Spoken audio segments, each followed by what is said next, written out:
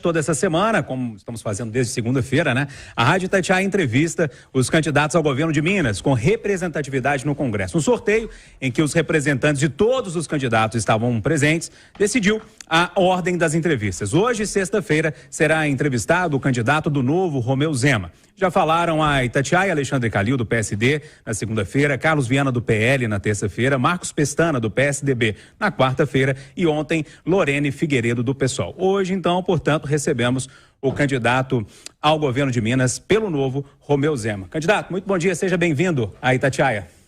Bom dia a quem está nos escutando, é um grande prazer estar aqui novamente com vocês. Comigo também, direto de Brasília, junto nessa série de entrevistas, Edilene Lopes. Edilene, bom dia.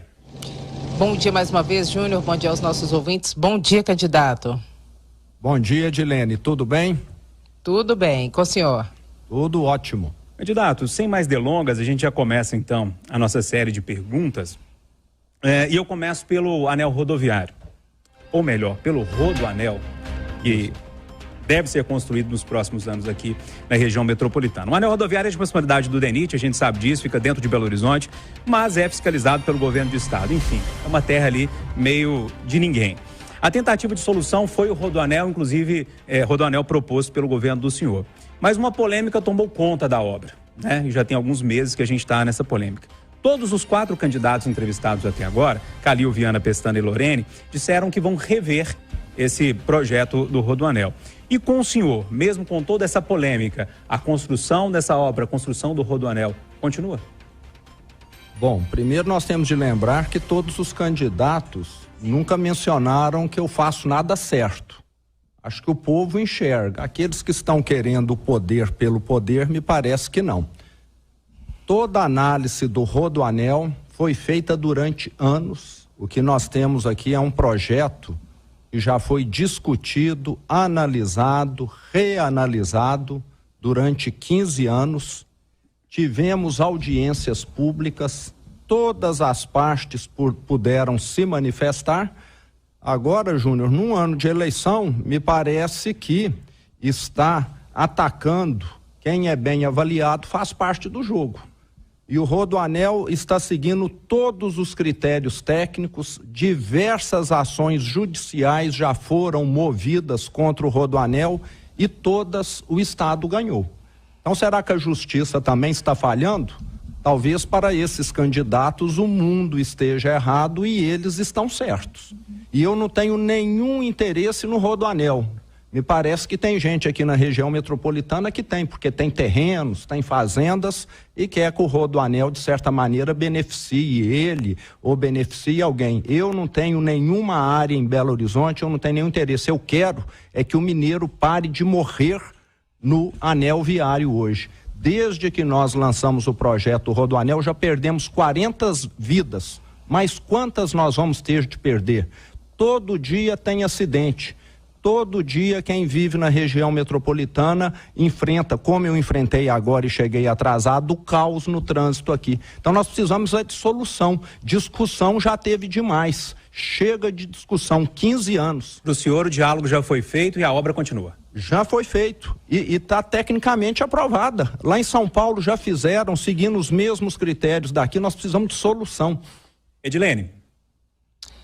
Candidato, na área da saúde, há no Brasil uma crise na pediatria com poucos profissionais para trabalharem nessa área. Em Minas Gerais, qual que é o plano do senhor para que as crianças não fiquem sem o atendimento especializado? Ainda dentro da área da saúde, os servidores reclamam de um sucateamento da FEMIG e também do IPSENG. Há uma reclamação em relação à administração feitas por OS, que são as organizações sociais de saúde. Nesse sentido, qual é o plano do governo e há um cronograma para término dos hospitais metropolitanos?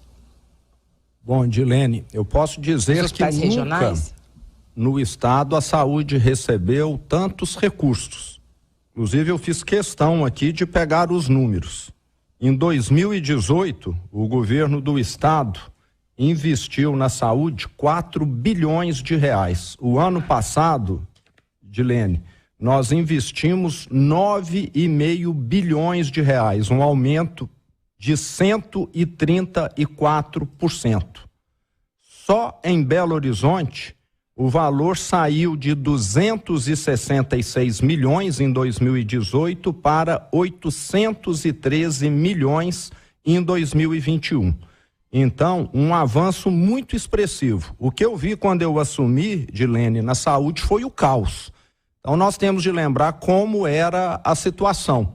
Eu estive na Zona da Mata, me recordo perfeitamente, na cidade de Tabuleiro. O único posto de saúde daquela cidade, que tem mais ou menos 5 mil habitantes, estava fechado com uma placa gigante na fachada com os seguintes dizeres: fechado porque o Estado não repassa os recursos para a prefeitura. Isso hoje é passado. Voltei em Tabuleiro, hoje o posto de saúde está avançando, recebeu melhorias. E nós sabemos que saúde é sempre necessário fazer mais, sempre há novos medicamentos, sempre temos novos tratamentos. Nesse momento, Dilene, a nossa prioridade na saúde tem sido reduzir a fila das cirurgias eletivas. Durante a pandemia, milhares de mulheres que queriam fazer cirurgia no útero, milhares de pessoas que queriam fazer cirurgia de pedra na vesícula, cirurgias ortopédicas, ficaram sem fazer, porque toda a rede hospitalar ficou dedicada a tratar de pacientes Covid. Então, nós estamos investindo nesse momento 203 milhões de reais e vamos bater recorde esse ano na realização de cirurgias. Mas nós ainda temos grandes desafios, Dilene. Os 6 hospitais regionais. Minas hoje tem alguns vazios existenciais que a cada mês que passa se tornam menor. Eu cheguei a conversar com pessoas na região noroeste do estado que me falaram: meu irmão ficou doente, precisou fazer tratamento e teve de ir para São Sebastião do Paraíso, 800 quilômetros de distância. Como se diz, isso para mim é uma ofensa, uma falta de dignidade, obrigar um paciente, os familiares, a se deslocar 800 quilômetros de distância. E isso hoje está sendo resolvido. É um problema, não é de décadas não, é de sempre, tem de lembrar. Então, nós estamos descentralizando a saúde. Em Poços de Caldas, há 45 dias atrás, estive lá com pessoas ligadas àquela moça que teve quase todo o corpo queimado e que ficou lá aguardando remoção aqui para Belo Horizonte no João 23. E isso, num futuro, não vai acontecer mais, porque nós vamos ter esses tratamentos em todas as macro-regiões do estado. É um absurdo você remover um paciente que vai com familiares 500, 600, 700 quilômetros. Isso vai reduzir no máximo aí, se Deus quiser, para 200 quilômetros, de forma que as pessoas possam ter na sua própria região atendimento. A saúde já melhorou e vai continuar melhorando, porque nós temos hoje muitos investimentos em cursos. Adquirimos recentemente 106 tomógrafos. Isso é um avanço muito expressivo, porque o tomógrafo previne que a doença se agrave. Você consegue diagnosticá-la com antecedência. Então, isso também vai estar contribuindo. Aquisição de veículos sanitários, 750, é quase que um para cada cidade do estado, porque muitas pessoas estavam aí viajando em veículos improvisados de prefeituras para fazer hemodiálise, que também é um outro calcanhar de Aquiles. Nós estamos revendo e instalando novos pontos onde hemodiálise pode ser feita para evitar tratamento desumano, que pessoas tenham de viajar 300 quilômetros para ir, 300 para voltar, 3 vezes por semana, quem já está com a saúde debilitada. Governador, ainda nesse tema, no eventual futuro mandato, o governo de Minas tem recursos para pagar o piso nacional da enfermagem que acaba de ser suspenso? Dilene, nos hospitais do estado, na rede FEMIG, esse piso já é pago inclusive acima. Então, hoje, nós já temos uma remuneração que está enquadrada nesse piso. Não foi por causa da lei, isso tem sido feito, inclusive com esse último reajuste de 10% que nós demos no início do ano, Hoje nós temos na rede FEMIG pessoas que ganham acima. Então, na rede FEMIG não terá impacto. Agora, com todo prefeito que eu converso, Dilene, a preocupação é enorme, porque nós temos muitas Santa Casas, muitas OCIPs, que são organizações sociais tratando de saúde, e tem um impacto muito grande. Eu quero que as enfermeiras sejam reconhecidas, ganhem mais, mas o que o governo fez, a grosso modo, essa medida é como se falasse, a partir de amanhã, qualquer empregada doméstica tem de ganhar R$4.000 por mês. Qual que vai ser o resultado? Muita gente não vai conseguir pagar a empregada doméstica. Então é preciso ter aí alguma medida de compensação, porque se a situação em Minas já é grave, no resto do Brasil é pior ainda. Candidato, mudar um pouquinho de assunto, a gente está falando para o estado inteiro nesse momento e a questão da saúde é um problema do estado, mas eu vou puxar o assunto mais uma vez aqui para a região metropolitana de Belo Horizonte. O candidato apoiado pelo presidente da República, Carlos Viana, disse aqui na série de entrevistas que conseguiu uma verba bilionária, mas que o governo do estado não foi buscar. Segundo ele, esse dinheiro está lá parado e o governo não foi buscar e que, vamos dizer assim, quem tem que fazer essa privatização seria a Metrominas, que é de responsabilidade do governo do estado. Afinal, de quem é essa responsabilidade? Da CBTU ou da Metrominas? É do governo federal ou é do governo do estado?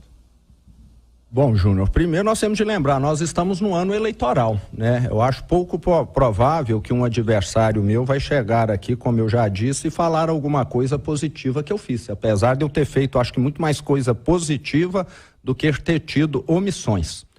Essa questão da CBTU Metrominas vai funcionar da seguinte maneira: o governo federal já comprometeu a colocar na concessão do metrô aqui de Belo Horizonte 2.8 bilhões e o meu governo, o governo do estado, já se comprometeu a colocar 430 milhões de reais. Isso vai totalizar 3.200 bilhões de reais. E a CBTU fará a concessão. Agora, quem acompanhará a concessão é o governo do estado. Obra metroviária é de responsabilidade do governo. Então, o governo federal está estruturando. É como se eu construísse uma casa para você, vou deixá-la pronta, vou alugar e aí eu te passo e falo, agora o aluguel é seu. Então, a estrutura funciona dessa maneira. Então, tem uma parte que envolve o governo federal, que até hoje é quem controla a CBTU, e também tem a questão do governo de Minas participar após todo o processo estar concluído. Quem está travando essa construção, esse início de obra, então? O governo federal ou o governo do estado? Hoje a batata quente está com o governo federal. Está tudo a cargo da CBTU. Aí eu quero pedir ao senador agilização. Nós temos aí um problema tão sério na BR-381-262, ele podia ter ajudado, você concorda? Eu tenho certeza que governando Minas Gerais, que é do tamanho da França, eu tenho muito mais trabalho do que ele que fica lá num gabinete em Brasília tomando cafezinho. Ele podia pegar e resolver esse problema da 262-381, porque o que não falta aqui em Minas Gerais são estradas federais e mau estado de conservação. A 262 que eu vou para Araxá precisa de melhoria. Estamos com um problema numa concessão antiga que o concessionário quer devolver. Não sei se ele tem conhecimento, se ele está tratando disso também, porque criticar é muito fácil. Edilene. Candidato, uma questão que preocupa muito os servidores públicos, e ao longo dessa semana eu recebi várias mensagens, porque eles sabiam que o senhor seria o entrevistado desta sexta-feira, é o regime de recuperação fiscal, que acabou não sendo aprovado na Assembleia Legislativa, mas que o governo conseguiu na Justiça levar esse regime de recuperação fiscal em frente. A preocupação deles é a seguinte: não poderá haver concursos públicos, não poderá haver reajuste pela inflação, o que pode e o que não pode, e de fato estrangula o Estado de forma que o funcionalismo fique prejudicado? Queria que o senhor falasse sobre essa questão. Dilene, nós temos 3 estados no Brasil que já aderiram ao regime de recuperação fiscal: Rio Grande do Sul, Goiás e Rio de Janeiro. Vamos perguntar para os servidores públicos desses 3 estados se eles tiveram alguma restrição, se eles foram prejudicados. Aqui em Minas, Dilene, parece que determinada parte da classe política tem aversão a qualquer mudança. Por isso que o nosso estado ficou andando para trás tanto tempo. Eles deviam se inteirar melhor ir lá perguntar, saber o que aconteceu no Rio Grande do Sul, em Goiás e no Rio de Janeiro. Nós não estamos aqui querendo inventar a roda, não. Nós estamos querendo fazer o que já deu certo aí em outros lugares. E aqui em Minas, ainda no ano eleitoral, ficam alguns sindicalistas aí, alguns candidatos, levantando uma bandeira que não tem fundamento nenhum. O regime de recuperação fiscal passou por diversas fases, aperfeiçoamentos, e eles estão presos ao que existia lá 6, 7 anos atrás, na primeira versão. Nós já estamos no regime de recuperação fiscal 6.0, me parece que eles estão ainda no 1.0. Eles deviam ler lá, se inteirar, para ver que hoje a única exigência é gaste menos do que arrecada. E qualquer estado, esteja ele bem ou mal, ele precisa gastar menos do que arrecada, inclusive nós e qualquer empresa. Então, se o estado estiver gastando menos do que arrecadando, nós poderemos fazer concursos da forma que nós quisermos, poderemos ampliar o quadro, mas no ano eleitoral, Edilene, você que tem muito mais experiência, acompanha há muito mais tempo esse mundo, sabe que o que não faltam só quero fazer isso anualmente, Edilene, porque sabemos que algumas categorias no estado ficaram aí 8 anos sem receber reajuste. No setor privado, onde eu trabalhei sempre, eu nunca deixei de dar reajuste anual, até porque era obrigatório via acordo coletivo, etc. E por que não fazer o mesmo no estado? Porque algumas categorias terem reajustes diferentes de outras, serem privilegiadas. No judiciário todo mundo tem reajuste anual, no legislativo tem, por que no executivo não pode ter? Então sou favorável a ter um reajuste anual, tendo condição nós faremos, foi o que nós fizemos esse ano. Eu poderia fazer, como já teve no passado, carnaval aqui, né? Feito uma carreata, 30% de reajuste, eu gostaria, mas eu sou responsável, eu vou dar reajuste daquilo que o Estado tem condição de pagar. Não vou fazer como no passado fizeram, depois deixar faltar medicamento, fechar hospital, fechar posto de saúde, fazer a merenda escolar se transformar numa porcaria, numa sopa de água com arroz, como aconteceu. Eu sou responsável e vou fazer o certo. Se eu for eleito, ótimo. Se eu não for, paciência, eu vou dormir com a minha consciência tranquila. Candidato, mudar um pouquinho de assunto, falar um pouquinho de política boa, da conversa, do diálogo, enfim. Ficou claro para todos nós que o diálogo não fluiu tão bem assim com a Assembleia Legislativa nos últimos 4 anos. Até membros do primeiro escalão admitiram isso em entrevistas. O que será feito para melhorar esse trânsito com os deputados? Porque a gente sabe que governar e conversar com a Assembleia é muito importante para que as coisas andem da forma que o governo quer andar. O que vocês pensam para um segundo governo, se ele mesmo vier? Bom, Júnior, primeiro eu posso te dizer que a nossa campanha esse ano está sendo muito, muito diferente da de 4 anos atrás. Há 4 anos atrás eu fiz um voo solo, somente eu e alguns candidatos do meu partido, e esse ano não. Nós temos alianças com mais de 10 partidos aqui em Minas. Em vez de eleger 3 deputados, que foi o que aconteceu há 4 anos atrás, nós estamos prevendo eleger aí 35 ou mais deputados dentro dessa aliança nossa. Então, tudo isso vai constituir uma base. Agora, eu quero frisar aqui também, Júnior, que hora nenhuma o meu governo deixou de dialogar. Hora nenhuma o meu governo fechou as portas para ninguém. O que nós tivemos em Minas Gerais foi uma coincidência infeliz aqui na Assembleia Legislativa, que você, Edilene, e muitos ouvintes aqui acompanharam. O presidente da Assembleia, de certa maneira, fez de tudo que estava ao alcance dele para poder prejudicar o meu governo. E ficou muito claro aí há 6 meses atrás, quando ele se aliou ao meu adversário. Então, o interesse dele era que o meu governo não caminhasse bem, ficou muito claro. Ele não deu conta, graças a Deus, porque quem estaria perdendo seria os 21 milhões de mineiros. Edilene. Candidato, na última eleição para a presidência da Assembleia Legislativa, o senhor e o Partido Novo não participaram efetivamente para tentar eleger um presidente que fosse um aliado do governo. Nesta próxima eleição para a Assembleia Legislativa, o governo vai participar ativamente para tentar eleger um presidente que seja aliado do governo? Vamos participar ativamente, viu, Dilene? Inclusive, nessa última eleição que teve, né? Como eu era marinheiro de primeira viagem, eu posso dizer que, de certa maneira, eu fui ludibriado, entende? Né? Esse atual presidente diz que estava conosco, queria disputar e nós deixamos. Eu sempre confiei nas pessoas, mas vi que tem muita raposa que você precisa primeiro saber, né, se aquilo ali é pele verdadeira ou se é pele de ovelha. Então, infelizmente, tivemos esse revés, mas mesmo assim ele não foi capaz de impedir que gente competente, gente honesta, gente trabalhadora fizesse um trabalho à frente do Estado, como nós estamos assistindo. Então, se reeleito, o senhor espera ter maioria e um presidente da Assembleia aliado, é isso? Exatamente, quero ter os dois, Dilene. Nós estamos trabalhando muito para isso. Eu tenho trabalhado aqui praticamente sem interrupção, apoiando os candidatos que estão me acompanhando nessa eleição, para que nós venhamos a ter.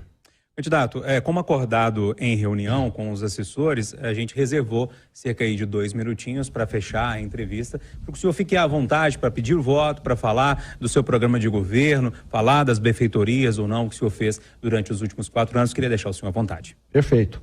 Bom, eu quero concluir aqui, primeiro agradecendo aí a oportunidade de estar presente, lembrando que nós assumimos há 4 anos atrás um estado arrasado, um estado que estava o caos, que nada funcionava, que funcionário público não tinha recebido 13º, não tinha data para receber salário, e que nesses 4 anos nós já pagamos 30 bilhões de reais para as prefeituras, para os funcionários públicos, férias-prêmio, muita coisa que estava pendente. E com isso, Júnior, nós temos obrigação de termos um segundo mandato muito melhor do que o primeiro. Eu vou estar mais experiente. Há 4 anos atrás eu tinha experiência de gestão no setor privado. Hoje eu tenho experiência de gestão também no setor público. E não vou carregar o peso desses 30 bilhões de reais mais. Isso dá para fazer muita estrada, dá para fazer muito hospital, dá para fazer muita coisa na educação, na segurança. Então será obrigatoriamente um segundo mandato melhor do que o primeiro. Agora eu quero fazer um alerta aqui para o mineiro. Tem gente aí que nunca andou, que está aí só fazendo turismo eleitoral. Eu, há 35 anos, rodo esse estado. Abri lojas em 470 cidades diferentes. Eu conheço esse estado, às vezes, quase como um caminhoneiro conhece. E os outros ficam aí fazendo turismo eleitoral. E quero concluir aqui lembrando que o marco que eu mais tenho orgulho no meu governo são o 500 mil de empregos que nós geramos. E se nós continuarmos nessa velocidade em que estamos, nós vamos poder dizer com muito orgulho que daqui a 2 anos aqui em Minas só não terá emprego com carteira assinada quem não quiser, porque nós estamos atraindo empresas numa velocidade recorde, gerando empregos, gerando desenvolvimento. Okay. E nesse ano tivemos condição de começarmos a recuperação das estradas. É isso então, esse é o candidato do Novo ao governo de Minas, Romeu Zema. Candidato, obrigado pela visita e boa sorte aí no resto da campanha. Eu é que agradeço aí, bom dia para você, para a Dilene e para quem nos acompanhou. Obrigado, Dilene, obrigado pela parceria, bom dia para você também. Obrigada, Júnior, obrigado aos nossos ouvintes, obrigada, candidato. Bom dia. Eleições 2022, a Itatiaia não perde voto.